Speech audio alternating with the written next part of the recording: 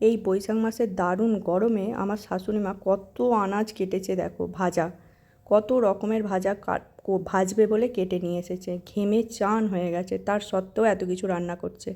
তার সাথে পায়েস বানিয়েছে। বুঝতেই পারছো, এত কিছু ভাজা পায়েস মানে তো কিছু একটা বাড়িতে ভালো অনুষ্ঠান আছেই।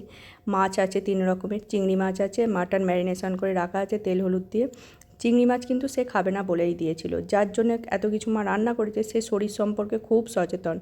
এত কিছু ভাজা ভেজেছে ঠিক কথাই, সে কিন্তু খায়নি। সে বলেছিল সব রকম আনাজ দিয়ে একটা মাছের ঝোল করে আমাকে ভাত দিয়ে দেবে। মা ঝিঙে দিয়ে আজকে মুগের ডাল করেছে, এটা খেতে কিন্তু আমার বেশ লাগে। আর কাঁচা লঙ্কা দিয়ে আর টমেটো দিয়ে মাছের ঝাল, মাছের ঝালে কিন্তু একটুও তেল নেই। এত গরম তো, তাই মা বললো মটনের পেঁয়াজটা একটু বেরেস্তার মতো করে রেখে দিই, যার ফলে সন্ধ্যেবেলা করতে খুব সুবিধে হয়। আজকের অনুষ্ঠানটা ছিল মায়ের ছেলের জন্মদিনের ভাত দেয়া। মা কিন্তু সব ভাজা ভেজেছে, ছেলে কিন্তু একটাও খায়নি, সব আগে থেকে তুলে দিয়েছিল।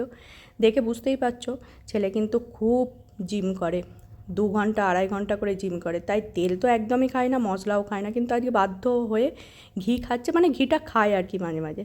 তো যাই হোক, আজকের শুভ অনুষ্ঠানটা ছিল জন্মদিনের ভাত দেয়া, একটাও ফটো তুলতে চাইনি। যাই হোক, লাস্ট পর্যন্ত একটা ফটো তুলে